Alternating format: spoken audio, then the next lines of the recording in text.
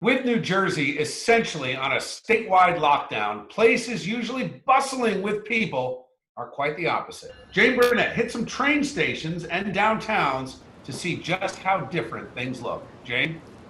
Hey, Bill. Yeah, I went to Dunellen, Westfield, and Newark train stations, and things were definitely different. It was raining outside, and each one was quieter than usual, but the first two really felt like ghost towns. At Dunellen, the NJ Transit station was mostly empty. There were a few cars in the big lot, but I just saw one person waiting for an 8:30 a.m. train this morning, which is totally unheard of. And then also there was a ticket machine that I filmed with coronavirus prevention tips. So they're trying to get the word out at different stations. I did see a couple of cherry trees that were in bloom, which, is a sign that spring is coming through all of this. In Westfield, it was mostly empty also at around 9 a.m.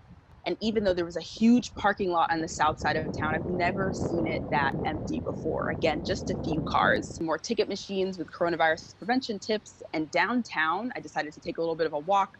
It was very quiet also. So it's usually hard to find parking. There's usually tons of people walking around, younger and older.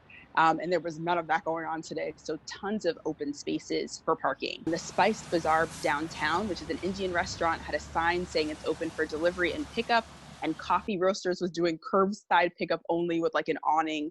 And someone came out to see if I wanted coffee when I was kind of lingering there for a second. East Broad Street, which is a big main drag down there in Westfield, looked extra wide with barely any cars. So that was the most jarring thing to me because I grew up there, my parents worked there, I went to school there, and never seen anything like that before. So lastly, Newark, a little bit more activity. Again, it's in more of an urban space. There were some parked taxis outside of Newark Penn Station and a few cars out front, but no traffic jams for once, like outside of Newark Penn Station, which is really different, so quieter. And people were coming in and out of a liquor store, and even a few men were congregating outside. So that maybe is kind of the one outlier. But that's what I saw this morning. Jade, it's amazing that for all that people complain about overcrowded trains and congested highways, this is worse. Thanks. Totally different.